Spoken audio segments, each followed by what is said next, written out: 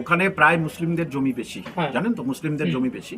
তাহলে সে মুসলিমদের জন্য আপনি মসজিদ করুন, মন্দির করুন, অসুবিধা নেই, পাশে একটা মসজিদ করে দিন। আপনি কি শুধু হিন্দুদের মুখ্যমন্ত্রী? সেখানে মসজিদ করতে গেলে আপনার এত গায়ে জ্বলন কেন? এই প্রশ্নটা মাননীয় মুখ্যমন্ত্রীকে দিতে পারবেন? আমি সংখ্যালঘু হিসাবে বলছি না, মানুষ হিসাবে বলছি, আপনি কি উত্তর দিতে পারবেন? তাহলে আপনি এক পক্ষ কেন বিচার করছেন? আবার মুসলমানদের আপনি ভোটের আশা করেন কিভাবে? মুসলিমরা মসজিদের জন্য এমনি জমি ছেড়ে দিত, তারা মন্দিরের জন্য জমি ছেড়ে দেবে, কোনো অসুবিধা নেই, তুমি মসজিদ তৈরি করে দাও। কারণ আপনি শেখাচ্ছেন হিন্দু মুসলিম বৈরতা শেখাচ্ছেন। মন্দিরকে যেমন ভালোবাসে মসজিদকে ভালোবাসে, সে সকল ধর্মকে সমান চোখে দেখে। যিনি বলেন হিন্দু ধর্ম গন্দি ধর্ম, বলেছিলেন তো, তিনি তো রেড রোডে নামাজ পড়েন, আপনি বলছেন সমান চোখে দেখছেন। রেড রোডে নামাজ পড়েন, ওটা ভোট বক্সের জন্য। মুখ্যমন্ত্রী তিনি সাধারণ মানুষ হয়ে যেতে পারেন, তিনি আরও 10টা পার্টি লিডারকে নিয়ে যাবেন কেন? এ তো কোনো জায়গায় নেই। সুতরাং মন্দির মসজিদ ইস্যুটা নিজেই তুলছেন আর নিজেই হচ্ছে বিপাকে পড়ছেন, কোনো সম্পর্ক নেই। এইভাবে উনি গ্রামের মানুষের সেন্টিমেন্ট জয় করতে পারবেন না। গ্রামের মানুষের হাতে পয়সা দিতে হবে, লক্ষ্মীর ভাণ্ডার নয়। তো মাদ্রাসার শিক্ষামন্ত্রী, তো উনি তো মাদ্রাসার অন্তত দেখভাল করবেন, সেটা করছেন না।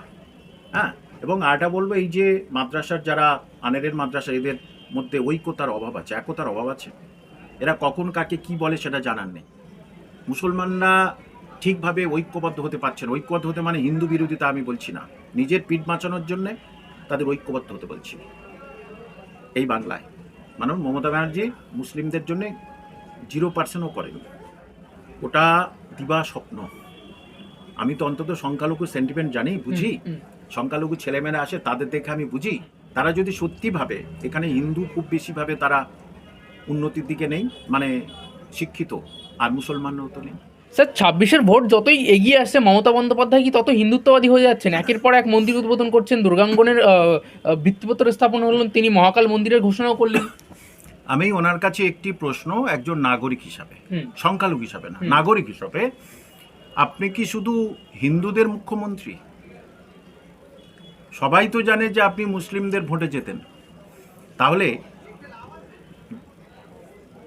জগন্নাথ ধাম হলো, আমরা গর্বিত যে একটা মন্দির তৈরি হয়েছে। দুর্গাঙ্গন হলো, গর্বিত যে আমাদের একটা মন্দির তৈরি হয়েছে।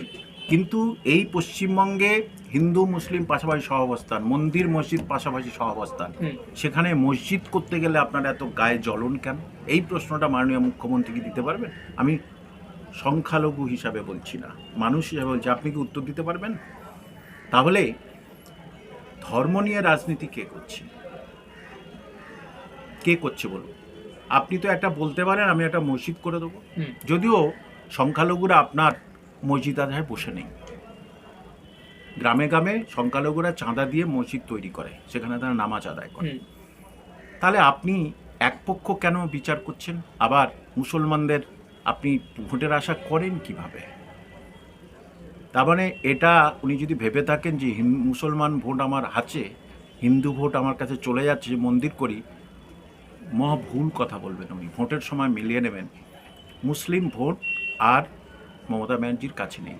স্যার, আপনি বলছেন উনি একপাক্ষিকভাবে বিচার করছেন, শুধু মন্দির করছেন। উনি তো বলছেন আসল দিকটা দেখতে গেলে আমি আসল সেকুলার। মমতা বন্দ্যোপাধ্যায় বলছেন সেকুলার যে করে, সে মন্দিরকে যেমন ভালোবাসে মসজিদকে ভালোবাসে, সে সকল ধর্মকে সমান চোখে দেখে। যিনি বলেন হিন্দু ধর্ম গন্দি ধর্ম, বলেছিলেন তো, তিনি তো রেড রোডে নামাজ পড়েন, আপনি বলছেন সমান চোখে দেখছেন। রেড রোডে নামাজ পড়েন, ওটা ভোট বক্সের জন্য।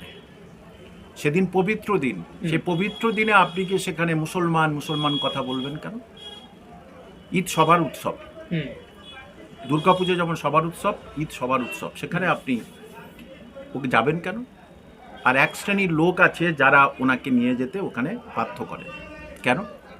ইসলাম মানে মন্দির পবিত্র দিনে একজন মুখ্যমন্ত্রী তিনি সাধারণ মানুষ হয়ে যেতে পারেন, তিনি আরও 10টা পার্টি লিডারকে নিয়ে যাবেন কেন?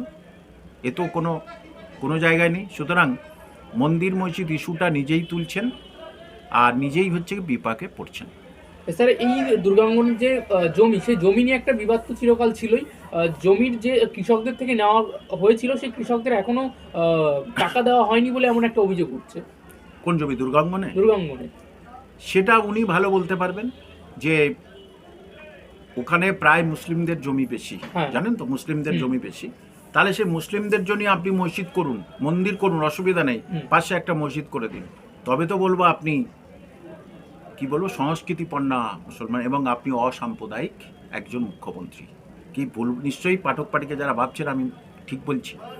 তাহলে মুসলিমরা মসজিদের জন্য এমনি জমি ছেড়ে দিত, তারা মন্দিরের জন্য জমি ছেড়ে দেবে, কোনো অসুবিধা নেই, তুমি মসজিদ তৈরি করে দাও। কারণ আপনি শেখাচ্ছেন হিন্দু মুসলিম বৈরিতা শেখাচ্ছেন। মুসলমানদের জায়গায় গিয়ে আপনি মন্দির তৈরি করছেন, হিন্দু মুসলিম বৈরিতা, হিন্দু মুসলিম ভাবটাকে নষ্ট করতে চাচ্ছেন আপনি। এই হিন্দু মুসলিম যে ভাবটা, এই ভাব কি 26-এ কাজে আসবে? অবশ্যই কাজে আসবে। হিন্দু ভোট পাবে কি তার ঠিক নেই, কিন্তু মুসলমান ভোটের আশা ওনার ছেড়ে দিতে হবে। 10 থেকে 15% মুসলিম ভোটের আশা ওনাকে ছেড়ে দিতে হবে, পরিষ্কার বলে দিলাম।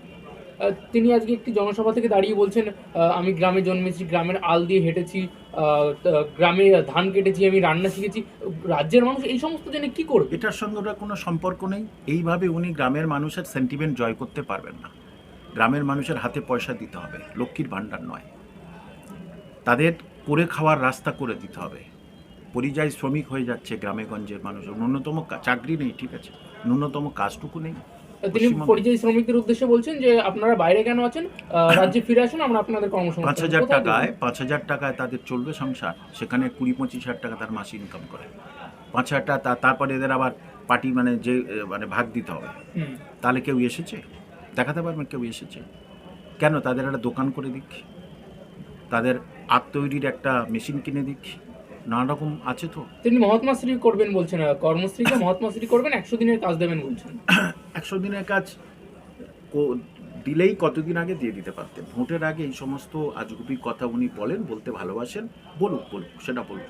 মুখ্যমন্ত্রী হিসাবে ক্ষমতা আছে, তিনি অনেক কিছু বলতে পারেন, কিন্তু কাজে কতটা হবে সেটা 26-এ ভোটে জানা যাবে। তারপর আরেকটা বিষয়, যে দুর্গাঙ্গন তৈরি করতে প্রায় 262 কোটি টাকা খরচ হচ্ছে, আর অন্যদিকে দেখতে গেলে ডিএ তো নেই, মাদ্রাসা শিক্ষকদের প্রায় 1 বছর হয়ে গেল বেতন বন্ধ। এই বিষয়টা কিভাবে দেখছেন? তিনি ওই দিকে দেখুন, উনি তো মাদ্রাসা শিক্ষামন্ত্রী, তো উনি তো মাদ্রাসার অন্তত দেখভাল করবেন, সেটা করছেন না।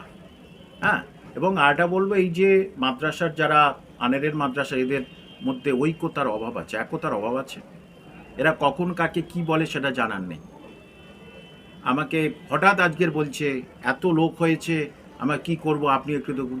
কেন আমাকে 2 দিন আগে বলতে পারেননি? তাহলে তো আমি যেতাম। আমি তো হুমায়ুন কবিরের কাছে ছিলাম, তাহলে আমি বলতে পারেননি? আমি হুমায়ুন দাকে সঙ্গে নিয়ে আসতাম। আসলে মুসলমানরা ঠিকভাবে ঐক্যবদ্ধ হতে পারছেন। ঐক্যবদ্ধ হতে মানে হিন্দু বিরোধিতা আমি বলছি না, নিজের পিঠ বাঁচানোর জন্যে তাদের ঐক্যবদ্ধ হতে বলছি। এই বাংলায় মানে মমতা ব্যানার্জি মুসলিমদের জন্য 0%ও করেনি। 0% করেনি? 0%ও, আমি তো ভালো করে বলি 0%। শুধু ওয়াদা দিয়ে গেছে, মানে প্রতিশ্রুতি দিয়ে গেছে। কি করেছে? হিন্দু ভাই বোনদের জন্য যা করেছে, মুসলমানদের জন্য তাই করেছে। মুসলমানদের জন্য আলাদা কোনো প্লেসমেন্টের ব্যবস্থা করেছে। সেই জন্য আজকে তারা নওশাদ সিদ্দিকী, আসাদুদ্দিন ওয়াইসি এবং এই যে হুমায়ুন কবিরের প্ল্যাটফর্মটাকে বেছে নিচ্ছে। তারপরেও স্যার তিনি এখনো তো আশা করছেন যে সংখ্যালঘু ভোট তার কাছে রয়েছে। ওটা দিবা স্বপ্ন। আমি তো অন্তত সংখ্যালঘু সেন্টিমেন্ট জানি, বুঝি।